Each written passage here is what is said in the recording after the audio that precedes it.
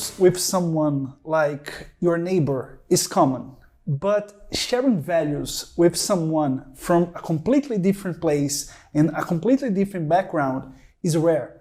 That's why we're here with John and John. These two guys that have completely different journeys, but these two different journeys brought them to the same place, here. So, John Mustapha, John Chisholm, welcome here. I like to start asking you about your background, where you came from, and how do you think this affected your life for you to be here today? Let's start with you. Thank you so much. I'm called John Mustapha Kuchote from South Sudan. I come from Yambio. I'm so glad to be here for this interview. My life has been a life full of exciting moments and challenges that I have used as stepping stones to my success. I am the only child in my family. I don't have any sibling, so I did my high school in my own country, then went outside my country to Uganda and did my diploma program, and later on came back to my own country, worked with the government for 2 years. I accumulated some money, saved some money, and went back to Nairobi and did my bachelor degree, and came back and started some work with the government, and then later on joined an NGO that I'm currently working with. What about you, John? Well, first, I'm delighted and honored to be here. Gus, thanks so much for you and Edson for inviting me. When I met Edson at Antigua Forum in 2023 years ago, I was immediately impressed with his mission and vision for Hayek Global College. I was raised in a small town in Florida, Jupiter, Florida, sleepy fishing village, really, back in the 1960s. And the first male in my family to get a bachelor's degree. And so that's something John and I have in common. My mom preceded me. She got her degree the same year I graduated from high school. And my sister's 2 years older than I am, so she got her degree 2 years before that. Tremendously inspiring novel that I read when I was a senior in high school is Atlas Shrugged. And it's all about entrepreneurs. It's by Ayn Rand. And I think it was probably something that inspired me to become an entrepreneur later on in life. The first big step forward in my life was being accepted to MIT. I was the first kid from my high school to go there. My high school guidance counselor actually discouraged me from applying, if you can believe it, because no one from Jupiter had ever gone there before and it just seemed pointless. And it was really hard because I was in the bottom 20% of the bottom 20% coming into MIT. Only 20% of our incoming freshmen took introductory calculus. Everybody else advanced placed it. And I'm pretty sure that of that 20%, at least 80% had had some calculus, but I hadn't had any because we didn't even offer it at Jupiter High School. After I graduated from there in electrical engineering and computer science, I went on to get an MBA. John and I both have MBAs, so that's a commonality. And I moved out to Silicon Valley, and I've been there for the last 40 years, and working in high tech and starting and growing companies. So you were two entrepreneurs. I wanted to ask you about your first steps. How was for you in your background, making it happen, seeing that light and chasing it? Because entrepreneurship is not easy. It's difficult. We know that. So how was that? How were these first steps for you? I got to this business when I was doing my bachelor degree in Nairobi. A friend of mine who is a Kenyan posted about Student for Liberty program. And I was excited because as a student, you would wish to attend those conferences. So I went to this conference organized by Student for Liberty, a regional conference in Nairobi, and I attended it. And for the first time, for me to get exposed to these liberal ideas, so I was excited because South Sudan for the last 21 years was fighting against oppression from the government of Sudan. And this was ideas that we embrace as South Sudanese, where we have to see people living free life, doing their own business. So this idea, I was really very touched with them. And at that conference, they asked for people to apply for campus coordinators. So I applied and got admitted to the program, and I underwent several trainings from Student for Liberty. Then later on, then I started a chapter at the university, that's at Africa International University. I ran the chapter for 1 year, then I graduated and came back to South Sudan.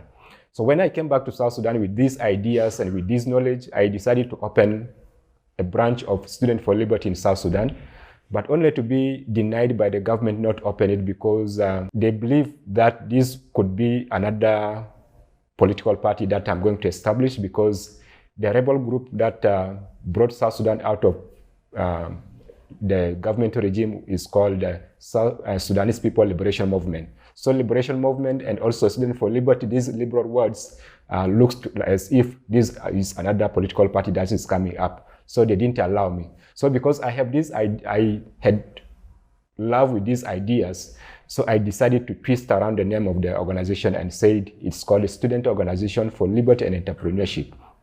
So the government was very happy when they heard about the word entrepreneurship, because most of the youth in South Sudan get into doing bad things because they don't have any source of income. And the government is trying to promote these ideas where students or people, young people can start their own ventures and then make money out of it, rather than being lured into doing bad things by the politicians. So they embraced that idea, and I successfully registered that organization in 2017. And for the last 5 years, we have been doing a lot of programs where we empower the young people to start their own business. We teach them about business skills and entrepreneurship, especially those who have dropped out from high schools and those who have finished high school and do not have opportunities to go into the universities. So they come through our programs, and we have gotten some support from friends who are supporting this program. We train them, and for the last 5 years, we have trained over 3,000 students or high school leavers on business skills and entrepreneurship, and we have also supported some of them to start their own ventures. So this has been a turning point. So it has not been it has never been easy, because running a non-profit making organization is different from running a company where you make profit. Like these non-profit making organizations depends on the projects that you write and also support from the donors. So it has not been easy. Sometimes we don't have any funding, but me and my colleagues, we offer ourselves, because we already have the knowledge in business, we offer ourselves on voluntary basis and teach these young people about business skills and entrepreneurship. And also in addition to that, given that the education program in South Sudan is a bit low, we have tried to establish a library where we bring in students to study the books. Like we also, in the library, we have programs that we run. Like for instance, we have a Readers Club. Students come in, read some books, and then they leave. And also we have a program there which is when you want to continue reading, you become a member, then you register and you get your details. You come to the library, you read the books, and then you can borrow the books and go back home with it when you are a member. But if you're not a member, you come and read the book at the library, and then you leave the books there and go. So this is some of the things that we do as Student Organization for Liberty and Entrepreneurship. This is a social venture where we empower our communities to be self-reliant. You, John, what about your first steps as an entrepreneur? How did you get into this world? Well, I like to say I had a great advantage starting my first company. I was fired from my previous job. And at first I wasn't even thinking of starting a new business. I just was looking for a new job. But while I was interviewing for jobs, I had a chance to do some consulting. And I did that. I learned something. I made some money. And then I went back to looking for a new job again. Then another consulting project came along, did that. and then another, and then eventually I just quit looking for a new job. And that consulting practice is what I evolved into my first company, Decisive Technology, which was the first company to automate surveys on the internet which I started in '92. We introduced our first product really before the web was even available. The product worked, Decisive Survey 1.0 worked by parsing text email messages to pick out the survey responses. I can absolutely relate to what John was saying about having to run a company with no money. Twice in my career, I've mortgaged the townhouse that I lived in to get funding for 2 different companies that I started. Probably the toughest time was in the first quarter of 2001, the dot-com bust. And those nights I would wake up in sweat-soaked sheets sticking to my skin. Our second round of financing would not close despite a flurry of meetings as we ran out of cash. Of course, this was when tens of thousands of companies were going out of business, dot-com companies. When the bubble burst, the dot-com boom bubble burst in 2000 and early 2001. When we finally realized, my management team and I, that our Series B round was not going to close, we huddled to figure out what to do. First, we cut our own salaries by 10%, then everyone's salary by 10%. I cut my own salary by 50%. Agonizing and debating over every individual, we laid off 40% of our workforce, 40% of the company I'd spent the last 3 years of my life building. When I assembled our remaining employees to explain to them that this was the only way we could stay afloat and stay together, I felt my composure collapsing, and I broke down sobbing in front of our employees. They stood there stunned, sympathetic, and embarrassed that their CEO was crying in front of them. So there have been lots of ups, there have been lots of downs. I like to think of 2000 and 2001 as the single year of my life where I learned the most about business, entrepreneurship, and life, and also the year of my life where for the first time I earned my executive stripes. So we started this conversation talking about sharing values, because of course you are both entrepreneurs, but you are here because you have these values in common. You're talking about Ayn Rand. Here we are at Hayek Global Summit. So this liberty and innovation values, how did that get into your life? You were like, okay, I want to do something to change the world, but how can I say, philosophy or ideals got into that? These liberal ideas help you to be self-reliant, be your own, and also as you respect others. Like you have your own values that you have to protect, and these values, as you protect them, you have to make sure that the values of other people are also not affected by protecting your values. And also these ideas also promote these issues of free market, and like there is supposed to be a platform where people are free to get into business, and also they are free to exist business. So no one should force you into doing the business, and no one should force you out of the business. And because in doing business, that's where there is total freedom. Like when you look at the market, there is total peace in the market because everyone is minding their own business. And also, like, for instance, if you want to succeed in the business, there shouldn't be an external force from the government that would stop you from starting your business, as long as it's a genuine business and you abide by the rules of the government, rules and the regulations of the country. So these ideas were helping me to further my education in business, such that I could be able to promote these ideas, these liberal ideas that I've talked about, so that the world will become a peaceful world for us to live in And this is the very essence for South Sudan. Like, it has been in the conflict for the last 21 years, and we got our independence in 2011. Then 2 years later, in 2013, we got again into another conflict. So I realized these ideas are very important and are very relevant in South Sudanese scenario, because we need to create a situation where people are free to start their own business. Because after coming out from the conflict, we need to start our own business, do our own stuff, so that we can be able to take care of ourselves and also take care of our family. And this would contribute to a prosperous society of South Sudan. So these ideas were very relevant at this particular time in South Sudan. We need people to venture into starting their own business, because we believe the youth that are currently in South Sudan, not all of them can be employed by the government, and not all of them can be employed in the non-governmental organizations. So we need to encourage them to do what? To start their own business and then move on with life.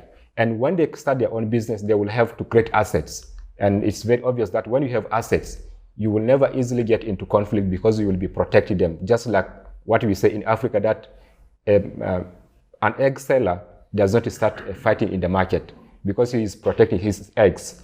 So he would not start fighting. So if we empower our youth to have assets and have their own business, they will protect it. They would never allow any conflict to come around. So this is very important. And also, when they have these assets and they have their own business, the society will be a prosperous society. And there will be peace in South Sudan. And that's exactly what I am advocating for. And studying at Hayek Global College helped me to build up these ideas and be able to spread them to the rest of the youth.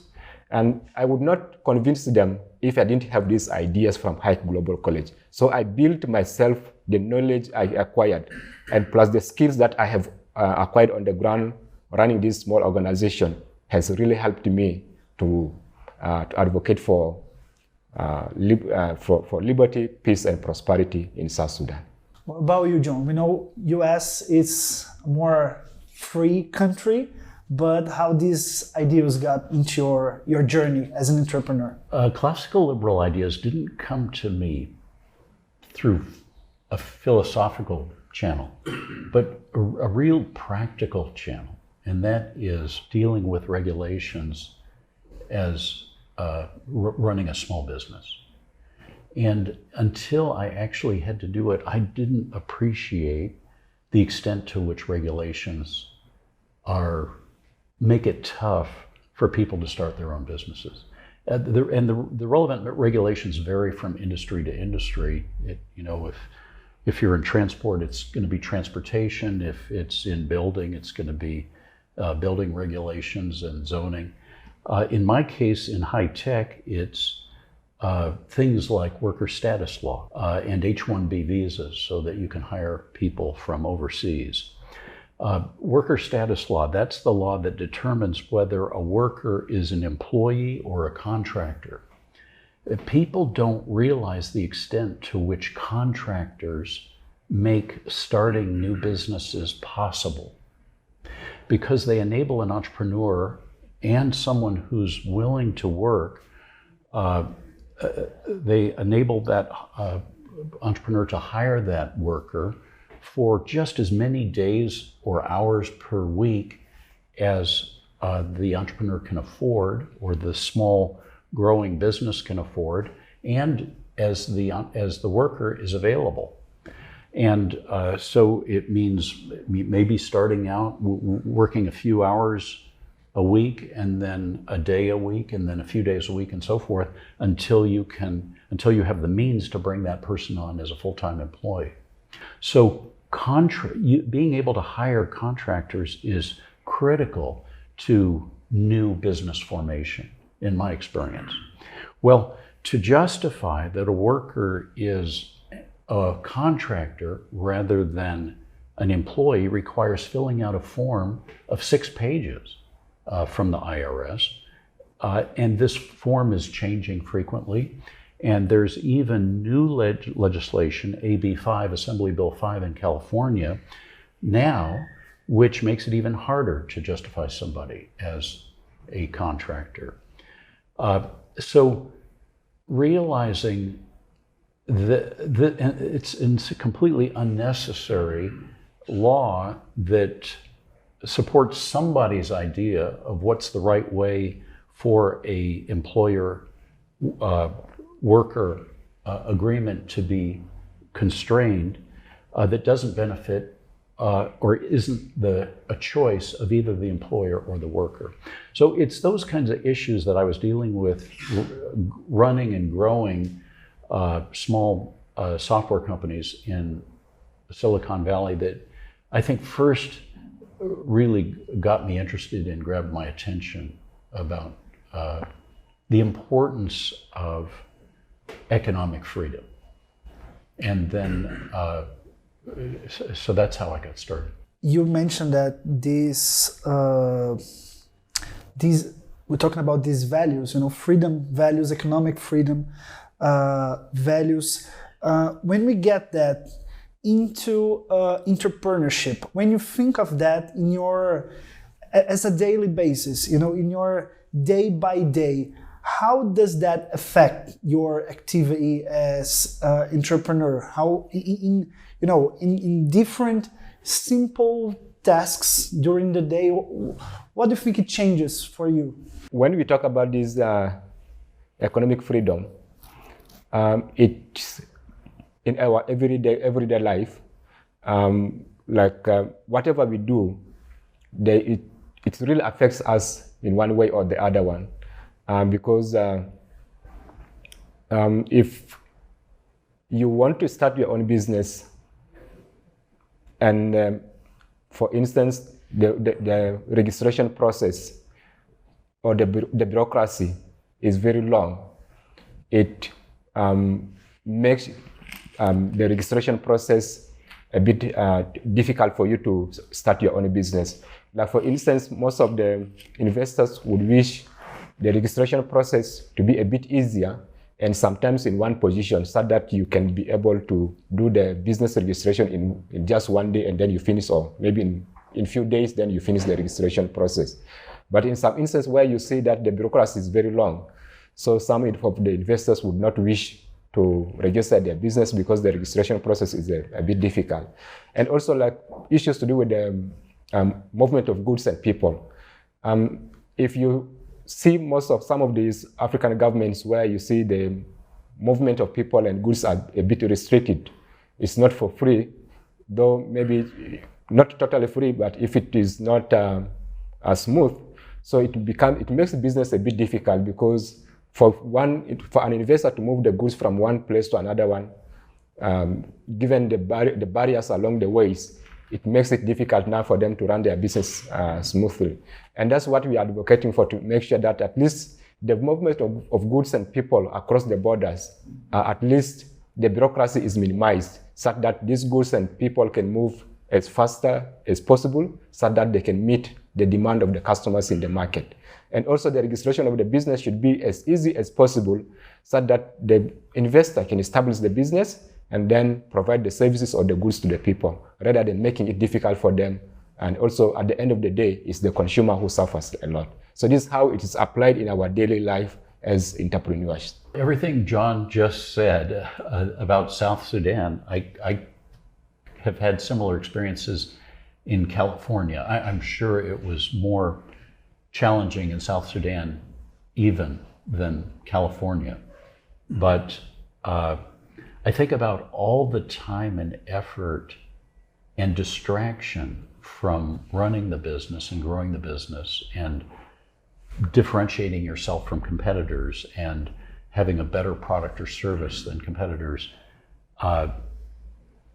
What a distraction from all of those things it is to comply with regulation. I remember how much time it took just to figure out how to hire a guy from India who wanted to work in QA for us, that we wanted to hire,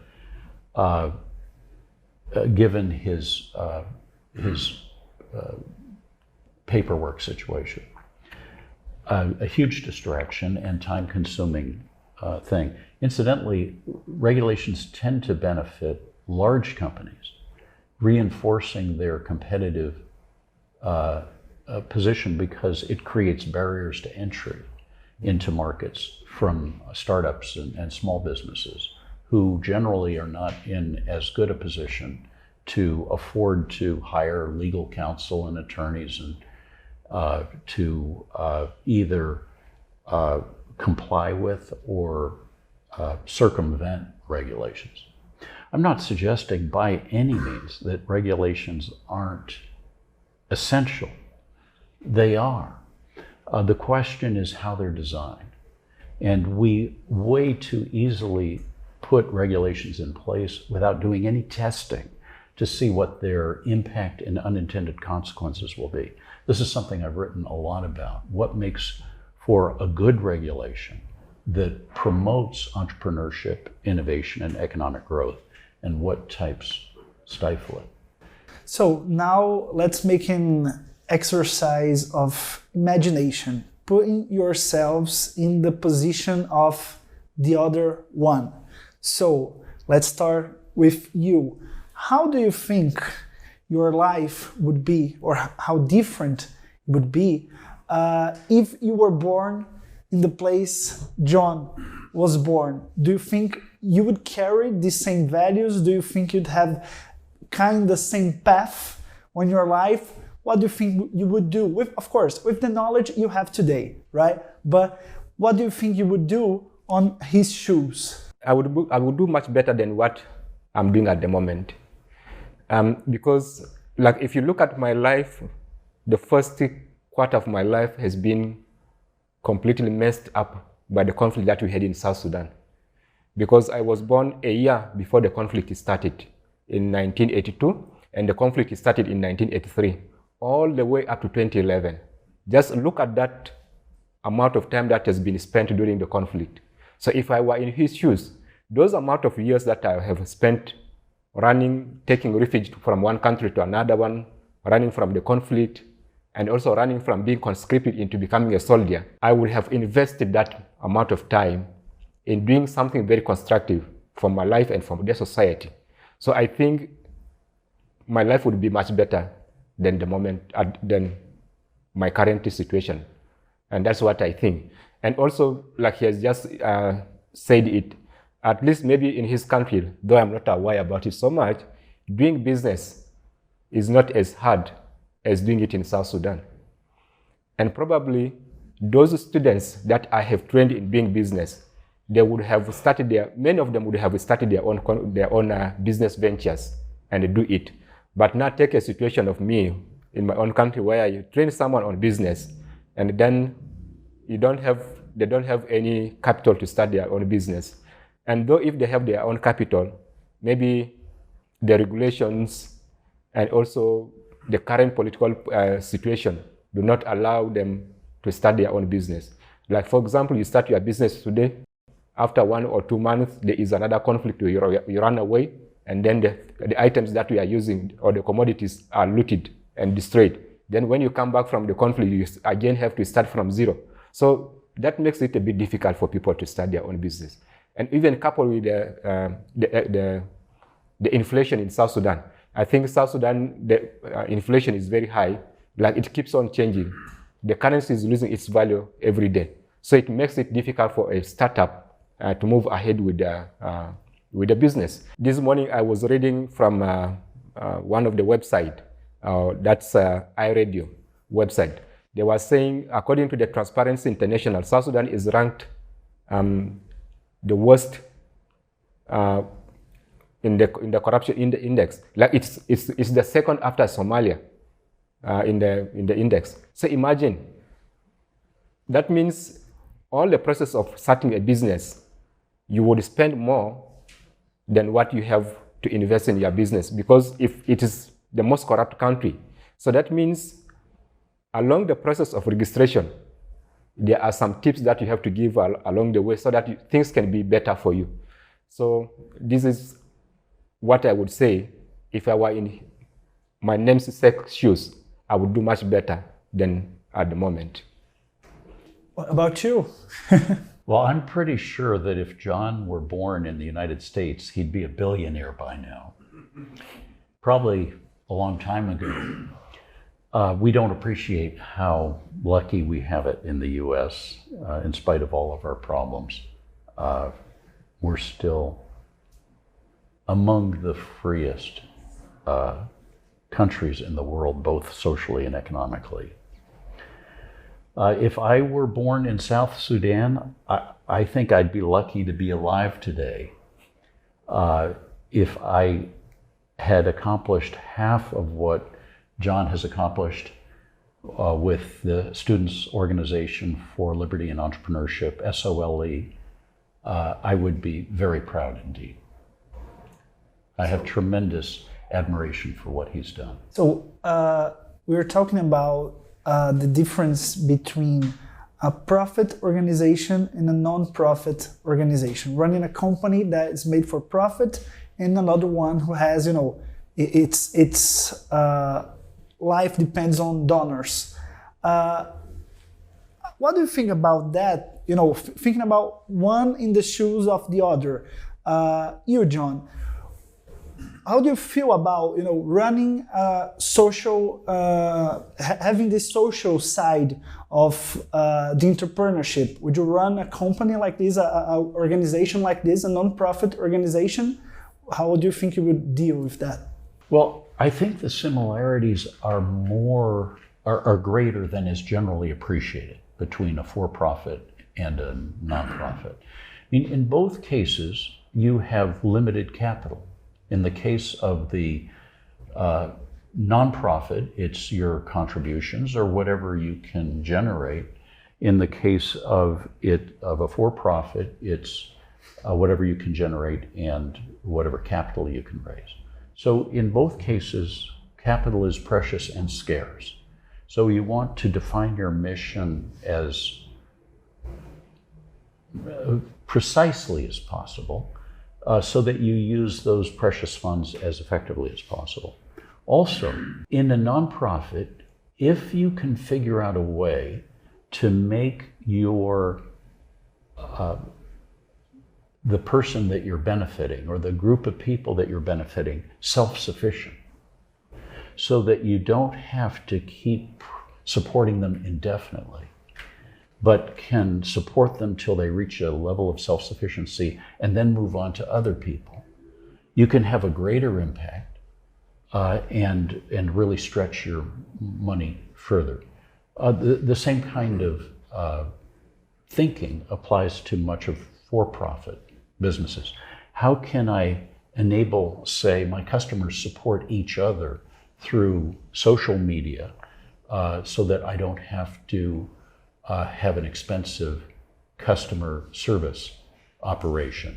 How can I enable people to order my product or service online themselves so I don't have to have expensive sales force that would raise the cost of my product? I see many more similarities that often are not appreciated between for-profit and non-profit. About you, John, how do you think would be different if you're running a profit organization instead of non-profit? What do you think are the bigger differences and similarities? In both of this running of these businesses, the most important thing is the passion. So if you have a passion for what you are doing, no matter what the end result is, or no matter what you go through, so you will continue doing what you think is right. So like, if doing business, you don't have the passion, or running a non-profit making organization, you don't have the passion, so you will not run it. So the most important thing is the passion that you have for running whatever you are running, no matter whatever you go through. So you will keep on pressing on until you achieve what you want to achieve. And also the other thing is also the people you are serving. So it's very important for you to know what do your customers need. And also, for instance, when you are running a business, a profit-making organization, you are not running it for profit. You are running it to serve the interests of the customers. So like, if you don't have the customers, your business becomes nothing. As well as for a non-profit making organizations, there must be people that you are serving. And first of all, you have to understand what are their needs. And once you understand their needs and then you come in to support them, so that makes a lot of sense in your life. So those are the two similarities that I think are very important in running whether a profit-making organization or a non-profit-making organization. However, the only difference is what I believe is when you are running a profit-making organization, you accumulate some resources that you can still use it whenever maybe the income is not coming in. And this can make you survive for some time. But take an instance where you are running a non-profit making organization and you are not accumulating any amount of money because whatever you get, you are using it to support your the people that you are serving. So that means if the funding is not forthcoming, so it becomes difficult for you to continue running the organization. And if you don't have the passion, as I said, you will give up and then continue with this organization. How did your very different but also similar journeys got into Hayek Global College? How was that? How was that? What were you doing when you heard about it? Let's start with you now. When I heard about Hayek Global College, just as I said, I knew this would be a platform or a college where I would get the necessary knowledge that I need in order to run this organization. Like if you are training people on business skills and entrepreneurship, and then they start their own business. So if you don't have any business skills, so you will not continue supporting them. Like for instance, after training, some of them who start their own business, we mentor them and we coach them along the way until when we are sure that this business and these people are now ready to move forward, then now we can leave them and move to other people. So without Hayek Global College, I wouldn't be able now to make that impact that I have created in South Sudan. Well, I think I first came across Hayek through the Santa Fe Institute. Santa Fe Institute in Santa Fe, New Mexico is a nonprofit research center specializing in complexity science, viewing the economy, the environment, the human brain, markets, and many other entities as complex adaptive systems. That is, systems in which order arises bottom up by the interactions of lots of agents, be they people or species or neurons in the brain, rather than by top-down design. And Hayek was perhaps the first complexity economist, that is, the first person to view the economy as a complex adaptive system in which order arises bottom up by buyers and sellers in the economy. And he died in, I believe, 1982, 2 years before the Santa Fe Institute was founded. And so he didn't use the words complexity economics in any of his writings, to my knowledge, but his ideas carried forward into Santa Fe Institute. I've had the privilege of serving on their board for the last 12 years. So when I met Edson Agadi, founder of Hayek, at a conference, the Antigua Forum in Guatemala 3 years ago, and heard that he had started a college called Hayek Global College, it immediately got my curiosity up. And then I got to talk to him and know him and hear how he was interested in disseminating these ideas worldwide through an MBA program.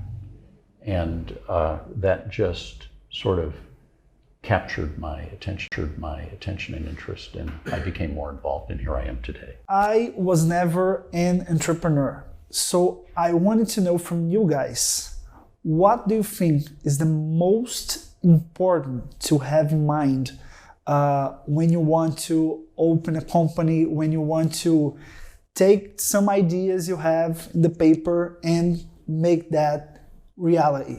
What's your advices for a person like me? for a person like you who is not an entrepreneur and who has never done it before, what I would say is you are already an entrepreneur. So not until you discover what you want to do, then you think you are not an entrepreneur. We have ideas that are running in our minds every day. So it's a matter of capturing one of those ideas, then put them down in writing, or transferring that idea into action. Sit down and think through all those ideas that you have, then see which ones you can translate into action. Then you become an entrepreneur. So becoming an entrepreneur is like, in your society, look at what people are complaining about. Look at what is missing in the society. And if you have an idea of solving that particular problem, then don't sit down and then don't just sit down and then procrastinate. Transfer that idea into action. Take it a responsibility that it's my role to transform this particular problem into an opportunity. Then you can make it. What's your advice? Well, when I wrote my Guide to Entrepreneurship, Unleash Your Inner Company, I tried to distill what were the steps I followed in starting, growing, and selling the selling the 4 companies that I've started, grown, or sold. And I didn't follow the steps that I distilled exactly in any of those 4 companies, but it's the best categorization I could distill of a process that would encompass all 4 of them. And the challenge was to make it general, the step-by-step process, the 10-step process, general enough to be broadly applicable, but specific enough to be useful. And the first step is considering where in your life, Gus, you have experienced positive feedback between passion and perseverance. As I explained in the first chapter of the book, passion and perseverance are a feedback loop and reinforce each other. So that's a really good place to start. Then, in those areas, look for unsatisfied customer or human needs. You'll have a natural advantage in potentially satisfying needs in these areas where you've experienced passion and perseverance, because you have staying power. Your passion will be contagious to other members of your team, and you will be first to bump up against unsatisfied customer needs in those areas, because you are trying all the different features of products and services in those areas. Some of their limitations will be unsatisfied customer needs, so you have a time to market advantage in areas that you're passionate and perseverant about. So first is, where are you passionate and perseverant? 2 is, what are unsatisfied customer needs? 3 is, what are possible solutions that you might offer? And then 4 is inventorying all of the strengths and resources that you bring to bear in what I call a STARS chart, a chart that lays out your skills, technologies, assets, achievements, relationships, reputation, and strengths, as in inner strengths. It spells the word STARS with 2 A's and 2 R's. And then looking for and finding the best fit between the unsatisfied customer needs you identified and your resources. Where those 2 fit the best is where you're most likely to be successful. So that it just gives you a flavor of the overall 10-step process. The last steps are launching and scaling up the uniquely differentiated business you've created. Now I want to open a company now. Thank you. You can do it. So, of course, we're here for Hayek Global Summit. I want to know from you what did bring you here, what are you expecting, and if you are enjoying Brazil, of course. Let's start with you, John. I'm so grateful to be part of this Hayek Global College, and I would consider myself one of the luckiest in the world, because for sure I'm the first African to attend the first Hayek Global College 2023, and this has been a history already. And I didn't know where I was going, though I had a list of those activities that we were coming to attend. But it has been like a dream. I'm here already in São Paulo, and I'm so much excited, given the city, the people, and the program that we are here for. It's just awesome. Like, you have to get to places that you have never thought of, going to the museum and seeing those other places, and also learning from the colleagues, the way we interact with one another, the way the program is being coordinated is just okay. And this is something that I have learned a lot from this summit. And I would say this is one of the best this is one of the summits that I have ever attended. And thanks to the organizers and also the venue where it has been organized. So like, it has never been in one place where you become boring of staying in one place. No, I have been to several places and also have access to different kinds of food. There's somewhere you get to and you get the one that you don't like the taste, and you get somewhere where you enjoy the taste and you think of coming back again to the same place, and again, guess what? Surprisingly, you are again taken to another place. So it has been a very wonderful organization of this event. And I would want to say thanks to the organizers. What about you? This is my third trip to Brazil. The last time I was here was when I was here for another alumni association. That is the MIT Alumni Association, where I was president from 2015 to 16. That was the best year of my life. It made me appreciate all the advantages of alumni associations. Increase your networking, increase your lifelong learning, improve your leadership and management skills by becoming a volunteer, giving back to your educational institution. And so when Edson invited me to Hayek's first alumni association meeting, I was excited at the opportunity to be part of it.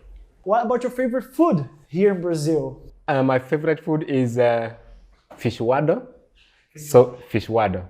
So it's a mixture of black beans with some meat. Very delicious. And that's what I've enjoyed the most. Wherever I go in São Paulo, the smell just keeps coming to my nose. And I just feel the appetite for it more and more every day. It's beans in Portuguese, it's feijão. So feijoada, it's like a big amount of beans and the meat. Exactly. And what about you? Well, it would be a tough call between feijoada and the churrascaria that we went to last night, where guys come around with big skewers of meat and slice it off for your plate and let you eat as much as you want of all these wonderful cuts. So I guess I would go with the churrascaria. My last word is Hayek Global College is an institution that's there for us, and we have to take this opportunity seriously. As Africans, you would think you cannot make it, but if I can make it and graduated at Hayek Global College, you too can make it. So register now and join the world and conquer the world as well. Thank you. If you're thinking of getting an MBA, check it out, hayekcollege.com. So guys, thank you very much for being here to giving this interview. I love to learn about your journeys as entrepreneurs, and of course, very different but very similar too. I think, it's very inspiring to hear those things, because Brazil is not a very easy place to be entrepreneur, to take these ideas out of the paper. So I wanted to thank you, John Mustapha, John Chisholm, for giving this interview, and I wish you all the success for you and for Hayek Global College. Obrigado.